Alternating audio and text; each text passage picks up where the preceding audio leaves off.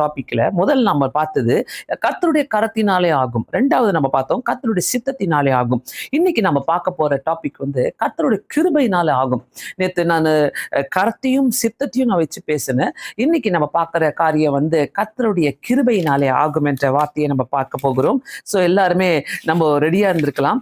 எதனா ஆக வேண்டும் என்றால் கண்டிப்பா அவர் சொல்ல ஆகும், அவர் கட்டளையிட நிற்கும். அதே மாதிரிதான் இன்னைக்கும் கர்த்தருடைய கிருபை இல்லைனாக்கா நம்ம எதையுமே செய்ய முடியாது. ஸோ எல்லாருக்குமே ஒரு தெரிஞ்ச விஷயமாக இருக்கிறது, கர்த்தருடைய கிருபையினாலே ஆகும். ஒண்ணு நடக்கணும்னாக்கா நம்ம நிறைய வேண்டிட்டு இருப்போம், நிறைய காத்துக்கிட்டு இருப்போம், நிறைய பேசிக்கிட்டு இருப்போம், அதுக்காகவே நம்ம கனவு கண்டுட்டு இருப்போம். ஆனா சில நேரங்களில பாத்தீங்கன்னாக்கா நம்மளுடைய வாழ்க்கையில ஏன் நடக்க மாட்டேது? கர்த்தருடைய கிருபை இருந்தா தான் நடக்கும்ன்றதை நான் திட்டவட்டமா இங்க பதிவு பண்றேன். 1 கொரிந்தியர் 15வது அதிகாரம் நம்ம எடுத்துக்கொள்ளலாம். 1 Corinthians 15th chapter.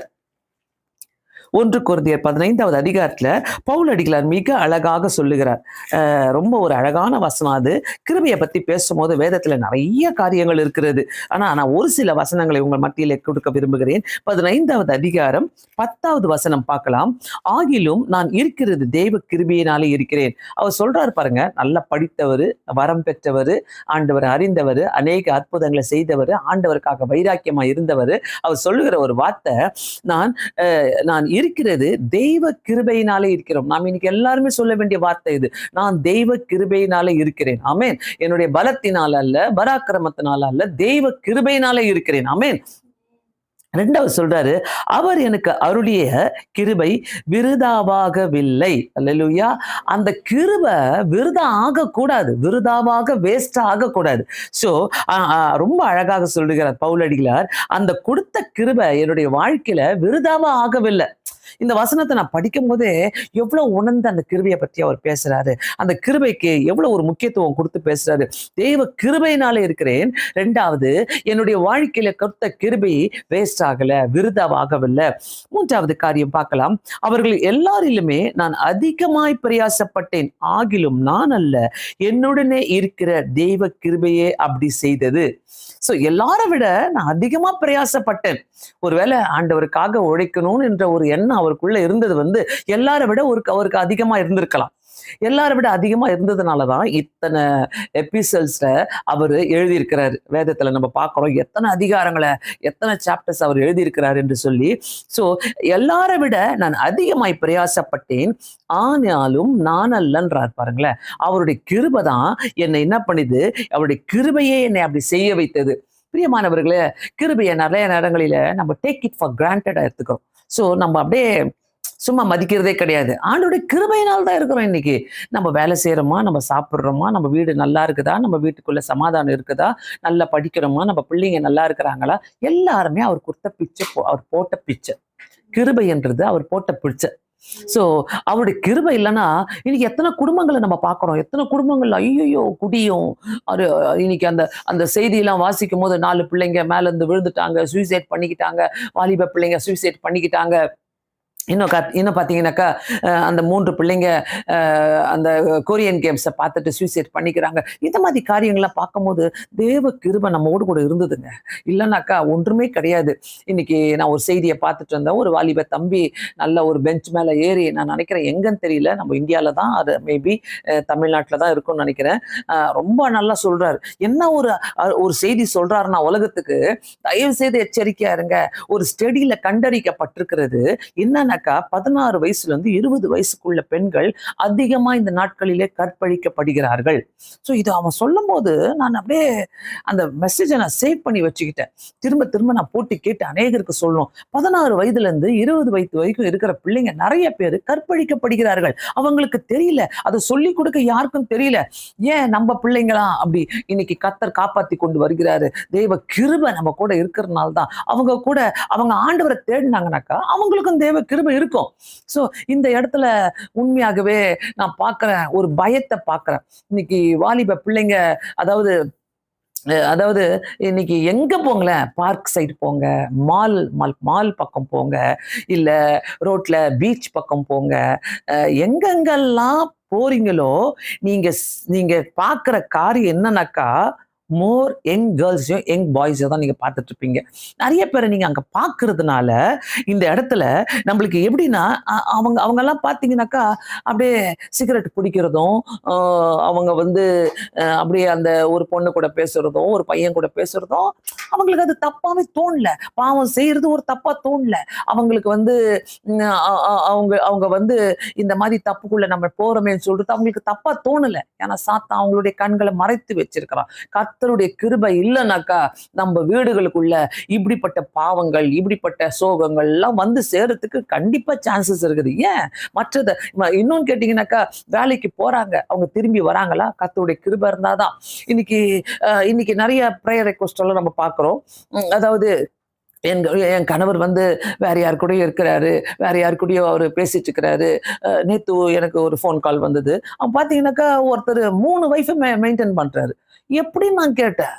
எப்படிதான் நீங்க எதுக்கு அங்க இருக்கிறீங்கன்னு சொல்லி அவங்களை திட்டியே விட்டேன் நானு. எதுக்கு நீங்க அங்க இருக்கிறீங்க? அப்ப அவரு எவ்வளவு உண்மையா இருக்கிறாரு, உங்களுக்கு உண்மையாவா இருக்கிறாரு அவரு? நீங்க ஏன் இதை செய்யணும்?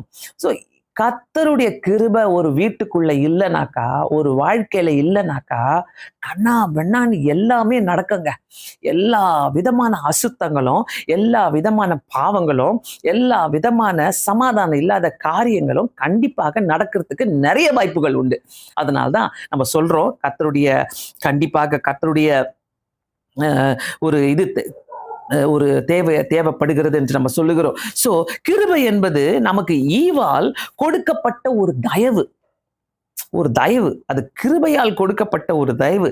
நம் பாவம் செய்தவர்களாக இருந்தாலும் நம்மை நேசித்து மீட்டெடுத்து ஆசீர்வதிக்கும் தேவனுடைய இலவசமான அன்பே அவருடைய கிருபை. அவருடைய இலவசமான ஃப்ரீயா கொடுத்திருக்கிறாரு. அவருடைய அன்பை நம்மளுக்கு ஃப்ரீயா கொடுத்தாரு. இன்னைக்கு பாருங்களேன், அந்த அன்புக்காக தான் இந்த உலகம் தேடிக்கிட்டு ஓடுது. யாராவது அன்பா பேசுவாங்களா? யாராவது அன்பா இருப்பாங்களா? அதனாலதான் இன்னைக்கு கொரியன் கேம்ல போயிட்டு புகுந்துக்கிட்டு அதுல போய் பூந்துட்டு அந்த கொரியன் கேமுக்கு சொல்லுது, நான் உன்னை நேசிக்கிறேன், நான் உன்கிட்ட பேசுவேன், நான் உன்கிட்ட நல்லா இருப்பேன், நான் உன்னைதான் எனக்கு பிடிக்கும், நீ என்கிட்ட பேசு, நான் உன்கிட்ட அது அப்படியே பாண்ட் பண்ணி வச்சுக்கிறது. அந்த அப்படியே நெருக்கமா வச்சுக்கிறதுனால இன்னைக்கு ஆனா அந்த தேவனுடைய அன்பை நம்ம தயவாய் பெற்றுக்கொண்டோம். இன்டர்நெட் மூலமா பெற்றுக்கொள்ளல, கொரியன் கேம் மூலமா பெற்றுக்கொள்ளல, இல்ல சும்மா வாட்ஸ்அப் மூலமா பெற்றுக்கொள்ளல, எந்த விதமா இருக்கிற அவருடைய அன்பை நம்ம அவரை நினைச்சு பார்த்தோம். அவர் ஓடி வந்து தயவா கொடுத்த ஒரு அன்பு தான் அந்த கிருபையா நம்ம ஏற்றுக்கொள்கிறோம். ஆண்டுடைய கிருபையை நம்மை ரட்சிப்பது மட்டுமல்லாமல் தீமையை வெறுக்க அது நமக்கு நம்மளுடைய பரிசுத்தமான வாழ்க்கை வாழ உதவுகிறது. ஸோ இந்த கிருபையை நம்ம பேசும்போது கிருபை நம்மை ரட்சித்து நம்ம ரட்சிக்கிறது மட்டுமல்ல, தீமையை வெறுக்க செய்கிறது, பரிசுத்தமான வாழ்க்கைக்குள்ள நமக்கு கடந்து போக செய்கிறது. நோவாவை பார்க்கலாம். நோவாவுக்கு கர்த்தருடைய கண்களிலே கிருபை கிடைத்ததாம். ஆமென். ஆதியாகமம் 6வது அதிகாரம் 8வது வசனத்தை பார்க்கிறோம். கிருபை பெற்றதுனால அவர் நோவாவுக்கு கர்த்தருடைய கண்களில் கிருபை கிடைத்தது. கிருபை பெற்றதுனால ஆதியாகமம் 7ஆம் அதிகாரம் 1வது வசனத்துல இந்த சந்ததியிலே உன்னை எனக்கு முன்பாக நீதிமானாக கண்டேன்றார். இந்த சந்ததியிலே உன்னை எனக்கு முன்பாக நீதிமானாக கண்டேன்றார். இந்த வார்த்தைலாம் ஆண்டவர் கிட்ட இருந்து நம்ம பெற்றுக்கொள்ளணும்னாக்கா பாக்கியவான்களாக இருக்கணும், பாக்கியவதிகளாக இருக்கணும். கண்டிப்பாக பிரியமானவர்களை, இந்த இடத்துல ஆண்டவருடைய கிருபை இல்லாம எந்த வீட்டுக்குள்ளேயும் பெரிய ஒரு அப்படியே ஒரு பெரிய சமாதானமோ சந்தோஷமோ ஒரு நிறைய பணங்களோ அப்படியே ஆண்டவர் அப்படியே தந்துட மாட்டாரு. கர்த்தருடைய கிருபை இருந்தாதான் எல்லாமே நம்ம கிட்ட வரும்ன்றத மறந்துடாதீங்க. இன்னொன்னு பாத்தீங்கன்னாக்கா, நோவா வந்து அந்த நோவாக்கு ஆண்டோடைய கிருபை இருந்ததுனாலதான் அவரும் அவருடைய குடும்பமும் அந்த பேழைக்குள்ள காப்பாற்றப்படுகிறார்கள். சோ இதை மறந்துடாதீங்க. ஆண்டவருடைய கிருபை இருக்கும் போது நமக்குள்ள ஒரு பேழையை உருவாக்கி நம்மளை பத்திரப்படுத்துகிறவர் தேவன். சோ அத்தனை பேர் அழிந்தாலும் அந்த நாட்களில நோவா குடும்பத்தையும் கர்த்தர் பாதுகாத்துக் கொள்கிறாரு. இதுதான் கிருபை. சோ இந்த கிருபைன்றது ஒரு செல்ஃபிஷாவும் பார்க்கலாம். இந்த கிருபைன்றது ஆண்டவர் எனக்கு மட்டும்தான் செஞ்சிருக்கிறாரா, எனக்கு மட்டும்தான் கொடுத்திருக்கிறாரா, எனக்கு மட்டும்தான் இப்படி செய்யறாரா நினைக்கும் போது உலகத்தில் நிறைய பேர் இருக்கிறாங்க. விதவிதமான விதத்துல அவங்களுக்கு எல்லாம் செய்து கொண்டே இருக்கிறார். சோ இதை மறக்காதீங்க. நீங்க 2 கொரிந்தியர் 12வது அதிகாரம் 9வது வசனத்துல என் கிருபை உனக்கு போதும், பலவீனத்திலே என் பலன் உனக்கு பூரணமாய் விளங்கும் சொல்லிட்டு பவுல் அடிகளார் ஆண்டவர் சொல்றாரு. என் கிருபை உனக்கு பரிபூர்ணமா இருக்கும், என் கிருபை உனக்கு போதும், பலவீனத்திலே என் பலன் உனக்கு பூரணமாய் விளங்குன்றாரு. சோ பலவீனப்படுற நேரத்துல கூட ஆண்டவருடைய கிருபை நமக்கு இருக்குது. பலவீனமான ஆண்டவரை நேசிக்கிறவங்களுக்கு பாத்தீங்கன்னாக்கா கிருபையை போய் நம்ம தேட வேண்டாம். இங்க இருக்குதா, அங்க இருக்குதா, அங்க இருக்குதா, நம்ம செஞ்ச ஜெபங்கள் எல்லாம், செஞ்சுக்கிட்டு இருக்கிற ஜெபங்கள் எல்லாம் ஏற்ற நேரத்துல, பலவீனமா இருக்கிற நேரத்துல கூட, நம்ம சோர்ந்து போகிற நேரத்துல கூட அப்படியே கிருபை பறந்துகிட்டு வருங்க.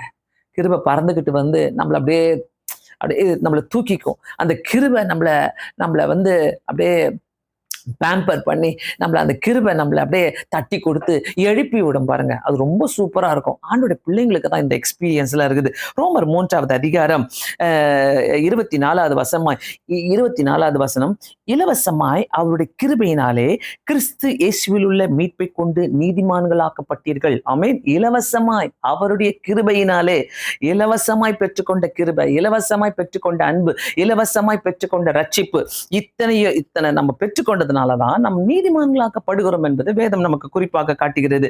லூக்கா 1வது அதிகாரம் 28வது வசனத்துல நம்ம பார்க்கிறோம், அவள் இருந்த வீட்டில் தெய்வ தூதர்கள் பிரவேசித்து, கிருபை பெற்றவளே வாழ்க, உன் கர்த்தர் உன்னுடனே இருக்கிறார். என்ன ஒரு அருமையான வசனம். நான் இந்த கிருபையை பத்தி நிறைய தேடிட்டு இருக்கும் போது இந்த வசனத்தை பார்க்கும்போது அன்னைக்கு அந்த சிச்சுவேஷன்ல மரியாளுக்கு வந்து வெளியில சொல்ல முடியாத ஒரு சூழ்நிலை. நான் கர்ப்பமா இருக்கிறேன், நான் எப்படி இதை வெளியே சொல்லுவேன், நான் எப்படி இதை நான் மற்றவங்களுக்கு சொல்லுவேன், நான் புருஷனை அறியனே, இந்த மாதிரிலாம் அவங்க பயந்துட்டு இருக்கும்போது அந்த இடத்துல வந்து தெய்வ தூதர்கள் அவள் வீட்டில் வந்து, அதுதாங்க ஸ்பெஷாலிட்டியா, கிருபை தேடிக்கிட்டு வரங்க. கிருபை தேவ தூதர்கள் மூலமா வரும். கிருபை வீட்டுக்குள்ள வருங்க. அந்த வீட்டுக்குள்ள அந்த போட்டுக்குது, ரொம்ப தெளிவா போட்டுக்குது. 1:28 அவள் இருந்த வீட்டிலே தெய்வ தூதர்கள் பிரவேசித்து. சோ அவங்க எதுக்கு வந்தாங்க? அன்னைக்கு மரியாள் வீட்டுக்கு தெய்வ தூதர்கள் ஏன் வந்தாங்க யோசிக்கும் போது 1:28 அந்த வீட்டுக்குள்ள வந்து பிரவேசித்து, கிருபை பெற்றவளே வாழ்க, அந்த ஒரு வார்த்தை சொல்றதுக்கு வந்திருக்கிறாங்க. சோ இன்னைக்கு நம்ம போயிட்டு கடையில கொடுத்து வாங்க வேண்டாம். எங்கேயோ ஓடி போயிட்டு அங்க, ஐயோ அந்த சர்ச்சுக்கு அந்த ஊழிய காட்ட போனா கிருபை இருக்குது, இந்த ஊழிய காட்ட போனா கிருபை இருக்குது, அந்த சர்ச்சுக்கு போனா கிருபை இருக்குது, இப்படி நீ முழங்கால் போட்டு ஜெபம் பண்ண, உன் வீட்டுக்குள்ளேயே வந்து தேவ தூதர்கள் கிருபை பெற்றவளே வாழ்க்கை என்று சொல்லுவாங்க. அதோட பெரிய காரியம் என்ன? கிருபை இருந்தாலே எல்லாமே நம்மளுக்கு இருக்குதுன்னு அர்த்தம். ஆண்டவருடைய கிருபை தான், பை காட்ஸ் கிரேஸ் அப்படின்னு சொல்லுவாங்க. நிறைய பேர் எல்லாம் சொல்லுவாங்கல்ல, by God's grace I am doing well அப்படின்வாங்க. By God's grace, by God's grace ஓடிட்டே இருக்குது. ஸோ இந்த பை காட்ஸ் கிரேஸ், நான் இந்த கர்த்தருடைய கிருபையினாலே எல்லாமே எனக்கு நடக்குதுனாக்கா கர்த்தருடைய கிருபை இருந்தாதான். கர்த்தருடைய கிருபை இல்லைன்னா பெரிதான காரியங்களை பார்க்க முடியாது. கிருபை பெற்றவளே வாழ்க, வீட்டுக்குள்ள வந்து அவர்கள் அந்த வீட்டுக்குள்ள, அவளுடைய வீட்டுக்குள்ள வந்து, அங்கதான் நான் ரொம்ப அப்படியே யோசிக்க ஆரம்பிச்சேன், வித்தியாசமா யோசிக்க ஆரம்பிச்சேன். அவங்க வீட்டுக்குள்ள எதுக்கு வந்திருக்காங்க? கிருபையை எடுத்துட்டு வந்திருக்கிறாங்க. பரலோகத்துல இருந்து கிருபையை எடுத்துட்டு வந்திருக்கிறாங்க. நான் அந்த சூப்பர் மார்க்கெட்ல வாங்கிட்டு வந்தேன்னு சொல்லல, உனக்கு கிருபையை கொண்டு வந்து அங்க இருந்து தந்திருக்கிறேன்னு சொல்லல, அவங்க வீட்டு பிடிக்கிட்டு வந்து தந்தேன்னு சொல்லல, இங்க இருந்து வாங்கிட்டு வந்திருக்கேன்னு சொல்லல, இந்த ஊழிய காட்டு இருந்து வாங்கிட்டு வந்திருக்க சொல்ல. பிரியமானவர்களே, கிருபையை முட்டி போட்டு வாங்கிக்கங்க ஆண்டவர்கிட்ட. ஆண்டோடைய கிருபை இருந்தானாக்கா உங்க குடும்பமே ஆசீர்வாதமா இருக்கும். உங்க ஆண்டோடைய கிருபை இருக்குதுனாக்கா ஒருவேளை குடும்பத்திலே வித்தியாசமானவர்களை நீங்க வாழ்வீங்க, வித்தியாசமானவர்களை இருப்பீங்க, வித்தியாசமானவர்களை படிப்பீங்க, வித்தியாசமானவர்களை வேலை செய்வீங்க, வித்தியாசமான முறையில கர்த்தர் உங்களை உயர்த்திக்கிட்ட போறதை உணர்வீங்க. எல்லாமே கர்த்தருடைய கிருபை. 2வது பார்க்கலாம். லூக்கா 1வது அதிகாரம் 10வது வசனத்துல, தெய்வ தூதர்கள் அவளை நோக்கி, மரியாளே நீ பயப்படாதே.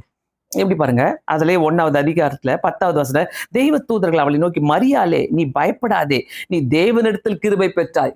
அதையும் சொல்றதுக்கு வந்துக்கிறாங்க. நீ பயப்படாதே சொல்றதுக்கு தேவ தூதர்கள் வேற யாராலையும் சொல்ல முடியாது. மனுஷன் சொல்லிட்டு போவான், நீ பயப்படாத, கவலைப்படாத, ஒன்னும் இல்லை, நான் பாத்துக்கிறேன், நான் உன் கூட இருக்கிறேன், அவ்வளவுதான், அதோட தான், அங்கேயே தான், நீ பயப்படாத, கவலைப்படாத, நான் உன் கூட இருக்கிறேன், அவ்வளவுதான். சொன்னதுதான், காண போனது தான், அதோட காண போயிடுவாங்க. யாரும் வந்து திருப்பி என்ன எப்படி இருக்கிற, நான் பயப்படாத சொன்ன, நீ பயந்துட்டு இருக்கிறியா, நான் உனக்கு உன் கூட இருக்கிற சொன்ன, நீ எப்படி இருக்கிற அப்படிலாம் கேட்டு நம்மளை கொஞ்சிக்கிட்டு போற தெய்வம் இல்லை. ஆனா இவங்க கொண்டு வர, ஆண்டவர் கொடுக்கிற கிருபையில, தெய்வ தூதர்கள் கொண்டு வர கிருபையில ஒரு பலன் இருக்குதுங்க, ஒரு தைரியம் இருக்குதுங்க. அவங்க கொண்டு வர கிருபைக்குள்ளாக ஆசீர்வாதங்கள் நிரம்பி இருக்கிறது. சோ இங்க வந்து அவர்கிட்ட சொல்றாங்க, தேவ தூதர்கள் அவனை நோக்கி, மரியாளே பயப்படாதே, நீ தேவனிடத்தில் கிருபை பெற்றாய். மரியாள் எப்படி இருந்திருக்கும்ல அந்த சூழ்நிலையில. அவங்க ஒரு பதட்டத்துல இருக்கிறாங்க. நான் வெளியில எப்படி சொல்லுவேன்னு சொல்லிட்டு நினைச்சிட்டு இருக்கிறாங்க. இந்த காலத்துல அப்படிப்பட்ட ஒரு மரியாள் இருந்திருந்தாங்கனாக்கா என்ன கெதி ஆயிட்டு இருக்கும். கிழிச்சு தள்ளிட்டு இருப்பாங்க. கிரிட்டிசிசமா பயங்கர கிரிட்டிசிசம். சும்மா நிக்கிற எனக்கே இவ்வளவு கிரிட்டிசிசம் வருதுன்னா மரியாதை போட்டு எவ்வளவு கிரிட்டிசிசம் பண்ணியிருப்பாங்கல்ல. ஸோ கொஞ்சம் யோசித்து பாருங்களேன், எப்படிப்பட்ட கிரிட்டிசிசம் பண்ணியிருப்பாங்க. ஆனாலும் ஆண்டவர் கைவிட்டாரா மரியாளை கைவிடவே இல்லை. தெய்வ தூதர்களை அனுப்பி தேற்றி கொண்டே இருந்தால் அதுதான் கிருபை. ஸோ இன்னைக்கு கிருபைன்னு சொல்லிட்டு பாவம் பெருகிட்டே போகக்கூடாது. அந்த கிருபை பெருகிற இடத்துல பாவம் பெருகணும் என்று சொல்லுகிற மாதிரி அந்த பாவத்துக்காக அந்த கிருபை வரும்போது ஆசீர்வாதங்களை கொண்டு வரும்போது என் பாவம் பெருகக்கூடாது. நான் ஆண்டவருடைய ஆவிக்குரிய ஜீவியம் பரிசுத்தமாகுதல் பெருகி கொண்டே இருக்கணும். பிரியமானவர்களை இதை தெரிந்து கொள்ளுங்க. ஸோ தெய்வ தூதர்கள் நம்ம வீட்டுக்கு வரணும். தெய்வ தூதர்கள் வர வைக்கிறதுக்கு என் வீடு பரிசுத்தமா இருக்கணும். தெய்வ தூதர்கள் என் வீட்டுக்குள்ள வருவதற்கு, கிருபையை வச்சுட்டு போறதுக்கு, கிருபையை கொடுத்துட்டு போறதுக்கு, கஷ்டமா நஷ்டமா துயரமா அப்படியே கண்ணீரா இருக்குதா, ஆண்டவரே இது நடக்க மாட்டேதா என் குடும்பத்துல, நான் அதிக நாட்களாக ஜெபித்து கொண்டு இருக்கிறேனே, ஆண்டோடைய கிருபை வேணுங்க. ஆண்டோடைய கிருபை வேணும். ஒரு நல்ல மணமகன் கிடைக்கிறதுக்கு ஒரு கிருபை வேணும். நல்ல மணமகள் கிடைக்கிறதுக்கு ஒரு கிருபை வேணும். நல்ல புருஷன், நல்ல மனைவி, நல்ல குடும்பம் அமையறதுக்கு ஆண்டோடைய கிருபை வேணும். ஸோ நிறைய பேர் சொல்லுவாங்கல்ல, நீ எல்லாம் நல்லாவே இருக்க மாட்ட, கர்த்தருடைய கிருபை இருந்தாலே நீ நல்லா இருப்ப. அவங்க வார்த்தையெல்லாம் குப்பை தொட்டியில போட்டுருங்க, கேட்கவே கேட்காதீங்க தயவு செய்து. சரி, நிறைய பேர் சொல்லுவாங்க இது மாதிரி, நீ எல்லாம் பாரு அதெல்லாம் பாரு எவ்வளவு கஷ்டப்பட போகுதுப்பா, நீ எல்லாம் பாரு எப்படி இருக்க போறப்ப, நீ நல்லாவே இருக்க மாட்ட. கர்த்தருடைய கிருபை ஒருத்தர்கிட்ட இருக்குதுன்னாக்கா, ஜெபிக்கிறவங்க கிட்ட அந்த கிருபையை யாராலையும் திருட முடியாது, யாராலையும் எடுத்துட்டு போகவே முடியாது, யாரை நாசம் பண்ணவே முடியாது. இப்படி சொல்லிட்டு போவாங்க பார்த்தீங்களா, அப்படியே நாசமா போவப்பார், நீ என்ன ஆகுறப்பாரு, நான் உனக்காக ஜெபம் பண்றப்ப, இதுல வேற அப்படி சொல்லுவாங்க, உனக்காக நான் ஜெபம் பண்றப்பார், நீ கர்த்தர் உன்னை எப்படி அடிக்க. இதெல்லாம் நம்ம கேட்கும் போது ரொம்ப ஒரு ஃபன்னியா இருக்கும், கிண்டலா இருக்கும். ஏன்னா இவங்கன்னா பெரிய கடவுளா நம்மளை பார்த்து இப்படி சொல்லுவதற்கு, அடிக்கிறாங்க பாரு, உன்னை குத்துறாங்க பாரு, உன்னை வெட்டிட்டு வாங்க பாரு, உன்னை நீ என்ன ஆகுற பாரு ஒரே மாசத்துல. ஒன்றும் இல்லைங்க, நீங்க முட்டி போட்டு ஜெபம் பண்ணுங்க, எந்த சாபங்களும் சும்மா இட்ட சாபம்லாம் நம்ம மேல வரவே வராது. அந்த நம்ம முழங்கால் போட்டு ஜெபிக்கும் போது கர்த்தருடைய கிருபையை நம்மளுடைய வாழ்க்கையில அனுப்புறாரு பாருங்க. அந்த கிருபைக்காக திறந்து வைங்க, வீடு திறக்கப்படட்டும், நம்ம இருதயங்கள் திறக்கப்படட்டும், திறந்து கிருபையை வரவேற்றுக் கொள்ளுங்க. ஐயோ ஆண்டவரே, இத்தனை கிருபையா என் மேல ஆண்டவரேன்னு சொல்லி நீங்க கேட்டீங்கன்னாக்கா ரொம்ப சந்தோஷமா இருக்கும். நல்ல ஒரு பாட்டை நம்ம கேட்போம்ல, இத்தனை கிருபையா என் மேல அப்படின்னு சொல்லிட்டு நிறைய பாடல்கள் இருக்கிறது. பிரியமானவர்களே, ஆண்டோடைய கிருபை மட்டும் நம்ம மேல இருந்துச்சுனாக்கா நம்மள எப்படி வேணாலும் எங்க வேணாலும் அழகாக எடுத்து உபயோகப்படுத்துவார். கிருபையை நம்ம வரவேற்கிறோம்னாக்கா, ஏன் பயப்படாதுன்னு சொன்னாங்க மரியாளுக்கு, பயப்படாதே, கிருபை பெற்று கிருபை பெற்றவளே வாழ்க்கைன்னு சொல்லிட்டு பயப்படாதுன்னு சொல்றாங்களே. கிருபை வரும்போது நமக்குள்ள வெக்கம் இருக்கக்கூடாது, நமக்குள்ள அந்த எசிட்டேஷன் இருக்கக்கூடாது. ஐயோ எனக்கு வேணாம், ஐயோ நான் செய்ய மாட்டேன், ஐயோ என்னால முடியாது. இங்கெல்லாம் இந்த இடத்துலலாம் கிருபையை கர்த்தர் கொண்டு வர மாட்டார். நான் இருக்கிற மாதிரியே தான் நான் இருப்பேன், நான் இப்படியே தான் பண்ணுவேன், நான் இப்படியே வாழ்ந்துப்பேன், நான் இப்படியே இதுதான் என்னுடைய ரூலு, இதுதான் என்னுடைய கண்டிஷன் சொல்லிட்டு நீங்க வாழ்ந்தீங்கன்னாக்கா கிருபைக்கு அங்க இடம் கிடையாது. கிருபை வருதுனாக்கா, கிருபை எதுக்கு கர்த்தர் கொடுக்குறாரு? உன்னை அவருக்காக எடுத்து உபயோகப்படுத்துவதற்காக தான், உன்னை அவருக்காக நீ அவருடைய நாமத்தை பிரஸ்தாபப்படுத்துவதற்காக தான் ஆண்டவர் கிருபைகளை தருகிறார். சோ கிருபை ஐயோ பாரு, கர்த்தருடைய கிருபை பெருமை பேசிக்கிறதுக்காக இல்ல, கிருபை என் மேல இருக்குது பாரு, என் பிள்ளைங்க எப்படி இருக்கிறாங்க பாரு, நான் எப்படி இருக்கிறேன் பாரு, என் வீடு எப்படி இருக்குது. ஆண்டவர் அங்க கிருபையை அனுப்புனதுக்கு காரணமே, ஆண்டவர் மரியாளுக்குள்ள ஒரு தெய்வ குமாரன் உற்பத்தி ஆகி கொண்டிருக்கிறாரு, அவருடைய நாமம் பிரஸ்தாபப்பட போகுது. அதனால்தான் பயப்படாதே, கிருபை பெற்றவளே வாழ்க. சோ இந்த கிருபைக்குள்ளாக இத்தனை ரகசியங்கள் இருக்குது. நம்ம ஜெபக்கணும், ஆண்டவரே உம்முடைய கிருபையை காட்டுங்க, ஆண்டவரே உம்முடைய கிருபையை காட்டுங்க. அவர் கிருபை காட்டாமலே இருக்கிறாரு. நான் அந்த கிருபையை எப்படி நான் வரவேற்கிறேன், அந்த கிருபையை நான் எப்படி ஏத்துக்கிறேன், அந்த கிருபை வர நேரத்துல நான் அவருக்கு இடம் கொடுக்குறேன்னா, அவர் முழுதுமா என் ஆட்கொள்ள இடம் கொடுக்குறேன். கடைசியாக ஒரு வசனம், 2 கொரிந்தியர் 9வது அதிகாரம், 2 கொரிந்தியர் 9வது அதிகாரம், சூப்பரான ஒரு வசனத்தை நான் பார்த்தேன். 8வது வசனம், மேலும் நீங்கள் எல்லாவற்றிலும் எப்போதும் சம்பூர்ண முடியவர்களாயும் சகலவித நற்கிரியைகளிலும் பெருகிறவர்களாயும் இருக்கும்படியாக தேவன் உங்களிடத்தில் சகலவித கிருபையும் பெருக செய்ய வல்லவராய் இருக்கிற. பாருங்க, சம்பூர்ண முடியவர்களாய் இருக்க, சகல நற்காரியங்களிலும் பெருகிறவர்களாய் இருக்க, சகலவித கிருபையும் பெருக செய்ய வல்லவராய் இருக்கிறார். சோ நற்காரியங்கள், சம்பூர்ணங்கள், இப்படிப்பட்ட காரியங்கள் நம்முடைய வாழ்க்கையில ஆசீர்வாதங்கள் பெருகுவதற்கு சகலவித கிருபையும், எந்த கிருபை? சகலவித கிருபையும். சோ கிருபையில வித்தியாசங்கள் இருக்குது, விதவிதமான கிருபை. இதுல நான் உயர்ந்துகிட்டே போறேன்னா கர்த்தருடைய கிருபை, இதுல நான் உயர்ந்துகிட்டே போறேன்னா கர்த்தருடைய கிருபை. எனக்கு நல்ல ஞானத்தை கொடுத்திருக்கிறாரு கர்த்தருடைய கிருபை, எனக்கு நல்ல சம்பளத்தை கொடுத்திருக்கிறாரு கர்த்தருடைய கிருபை, என்னுடைய பிசினஸ் நான் கை வைக்கிற இடங்கள் எல்லாம் கர்த்தர் ஆசீர்வதிக்கிறாரா கர்த்தருடைய கிருபை. எல்லாமே கர்த்தருடைய கிருபை. சோ சகலவித தேவன் உங்களிடத்தில் சகலவித கிருபையும் பெருக செய்ய வல்லவராயிருக்கிறார். மறக்காதீங்க, வல்லவராயிருக்கிறார். இந்த கிருபையை பெற்றுக்கொள்வதற்காக தான் நம்ம இந்த உலகத்துல வாழ்ந்து கொண்டிருக்கிறோம். சோ எல்லாருமே அதோ வேலைக்கு போயிட்டு வந்துட்டு இப்ப சாயங்காலம் அப்படியே உட்காந்துட்டு இருப்பீங்க. காலேஜுக்கு போயிட்டு வந்துட்டு ஸ்கூலுக்கு போயிட்டு வந்துட்டு அப்பாடா நான் எவ்வளவு பெரிய காரியத்தை முடிச்சுட்ட பாரு, நான் எப்படி இருக்கிறேன்னோ அதெல்லாம் ஒண்ணும் இல்லைங்க. நம்மளால ஒண்ணுமே கிடையாது. இன்னைக்கு எத்தனை பிள்ளைங்க படிக்க முடியாம கஷ்டப்படுறாங்க, எத்தனை பிள்ளைங்க இன்னைக்கு ஸ்கூலுக்கு போக முடியாம காலேஜுக்கு போக முடியாம கஷ்டப்பட்டு இருக்கிறாங்க. கர்த்தர் நமக்கு கிருபையா கொடுத்திருக்கிறாரு, எல்லாத்தையும் எல்லா வசதிகளும் கொடுத்திருக்கிறாரு, எல்லா கிருபையும் கொடுத்து எல்லா வசதிகளும் கொடுத்து எந்த அளவுக்கு நம்ம நன்றியா தான் ஏசப்பா நீங்க தான் எனக்கு செஞ்சீங்க, ஏசப்பா நீங்க தான் எனக்கு செஞ்சுட்டு இருக்கிறீங்க, நீங்க தான் எனக்கு கொடுக்குறீங்க, நீங்க தான் எனக்கு செய்றீங்கன்னு சொல்லிட்டு எத்தனை பேருங்க நம்ம இது மாதிரி நம்ம ஆண்டவருக்கு நன்றி சொல்றோம். கொஞ்சம் யோசித்து பாருங்க. நிறைய பேருக்கு இப்படிப்பட்ட நன்றிகளை சொல்லுவதற்கு மனசே வராது. அதெல்லாம் இல்ல, இது எங்க தாத்தா செஞ்சு வச்ச சொத்து, இது எங்க மாமன் செஞ்சு வச்ச சொத்து, இது எங்க மாமனார் சேர்த்து வச்ச சொத்து, இது எங்க அம்மா அப்பா சேர்த்து வச்ச சொத்து, அதனாலதான் நான் நல்லா இருக்கிறேன் இன்னைக்கு, அதனாலதான் நான் இன்னைக்கு. அவங்க சேர்த்து வைக்கலனாக்கா அவ்வளவுதான். யாருங்க அவங்கள உருவாக்குனது யாரு, அவங்களுக்கு கொடுத்தது யாரு, அவங்க உங்களுக்கு கொடுத்தது யாரு? எல்லாம் தேவ கிருபை தாங்க. பாக்குறோம்ல, சகலவித கிருபையும் பெருக செய்ய வல்லவராய் இருக்கிறார். சகலவித கிருபையும் ஆண்டவருக்கு ஐஸ்வர்யமாக்கவும் தெரியும், ஆண்டவருக்கு ஒண்ணு இல்லாம ஆக்கவும் தெரியும். சோ அந்த ஐஸ்வர்யத்தையும் கனமும் உம்மாலே தான் வருகிறது என்று அருமையான வசனங்களை நம்ம பார்க்கிறோம். இந்த இடத்துல சகலவித கிருபையை பெற்றுக்கொள்ளணும்னாக்கா அந்த கிருபையை பெற்றுக்கொள்வதற்கு முதலாவது ரொம்ப ஒண்ணு தேவை, தாழ்மை. இந்த தாழ்மை ரொம்ப முக்கியம். ஆண்டவர் நம்மள கிருபையை கொடுத்து உயர்த்தும் போது பெருசா பந்தா பண்ணக்கூடாது. பாரு நான் எப்படி இருக்கிறேன் பாரு. மனசுக்குள்ள சிலருக்கு நிறைய பேருக்கு பெருமை இருக்குது. அந்த பெருமை எப்படி, நான் பாரு எப்படி இருக்கிறேன் பாரு, நான் பாரு எப்படி வாழ்றேன் பாரு, நான் பாரு எனக்கு பாரு எப்படி இருக்குது, அப்படி நம்மளோட கொஞ்சம் குறைவா இருக்கிறாங்களா அவங்க கிட்ட அப்படி ஒரு பத்தா பண்ணிக்கிறது, அப்படி அவங்க கிட்ட ஒரு பெரிய ஒரு சீன் காட்டிக்கிறது, அவங்க கிட்ட ஒரு அப்படியே நான் பாரு உன்னோட நல்லா இருக்கிறேன் அப்படின்னு. இல்ல இன்னைக்கு இருக்கிறவங்க நாளைக்கு கிடையாது, இன்னைக்கு தூங்குறவங்க நாளைக்கு எழுந்திருக்கிறது இல்ல. All because of his grace only நம்ம எல்லாரும் எழுந்திருக்கிறோம். எல்லாம் அவருடைய கிருபை, சகலவித கிருபைகளையால். சோ எல்லாமே ஆகும் என்று நம்ம சொல்றோம்னாக்கா அவருடைய கிருபையும் நமக்கு தேவை. ஆண்டவருடைய கரத்தினாலே ஆகும், ஆண்டவருடைய சித்தத்தினாலே ஆகும், ஆண்டவருடைய கிருபையினாலே ஆகும், ஆண்டவருடைய இரக்கத்தினாலே ஆகும். சோ அந்த இரக்கத்தையும் அந்த கிருபையை நம்ம பெற்றுக்கொள்வதற்கு ஆண்டவரே என்னை தாழ்த்துகிறேன். I want to humble myself, Lord. ஆண்டவரே எந்த இடத்துலயுமே ஆண்டவரே நீர் கொடுக்கிற கிருபையை நான் கீழே போட்டுறக்கூடாது இயேசு சுவாமி. நீர் கொடுக்கிற கிருபையை நான் தூக்கி போட்டுறக்கூடாது ஆண்டவரே. எனக்குள்ள ஒரு ஹம்பிள்னஸ் கொடுங்க ஆண்டவரே. எனக்கு எந்த பெருமையும் வேணாம். கர்த்தரால கொடுக்க முடியுங்க, கர்த்தரால எடுக்கவும் முடியும் எல்லாத்தையும். சோ தயவு செய்து இந்த கிருபையை நம்ம பெற்றுக்கொண்டு வாழ்றோம்னாக்கா ஆண்டவரே எனக்குள்ள வல்லமையாய், ஆண்டவரே எனக்குள்ள ஒரு தாழ்மையாய் எல்லாத்தையுமே ஆண்டவர்கிட்ட ஒப்பு கொடுத்து நம்ம வாழலாம்.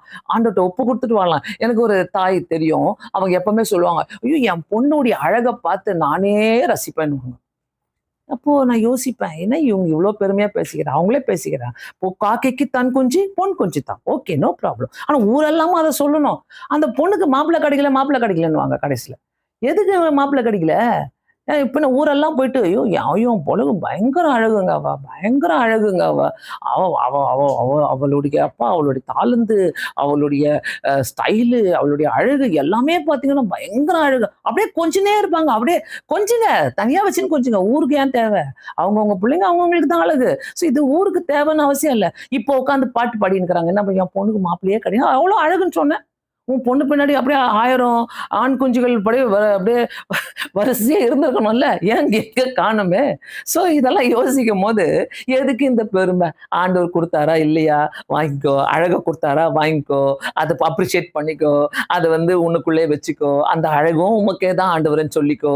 அந்த ஆண்டவர் என்னென்னலாம் திறமைகளை கொடுத்தாங்களோ, ஐயோ நான் பந்தா கிடையாது, நான் இப்படியா இல்லை அப்படி இப்படின்னு சொல்லி பேசுறதை விட, அதாவது அதை நான் சொன்னேன்ல, பிள்ளைய ஒரே பிள்ளைய வச்சுக்கணும் ஊரெல்லாம் என் புள்ள அழகுனாக்கா என்னத்த பண்றது? அப்புறம் என்ன எப்படிதான் இது புரிஞ்சிக்காம பேசிட்டு இன்னைக்கு மாப்பிள்ளை வேணும் மாப்பிள்ளை வேணும் கேட்கிற கதையா தான் இருக்குது. ஸோ தயவு செய்து சொல்றேன், ஆண்டவர் கிருபைகளை கொடுக்கும் போது தெய்வ தூதர்கள் வீட்டுக்குள்ள வரணும். அவங்க சொல்லணும் வந்து கிருபை பெற்றவளே வாழ்க.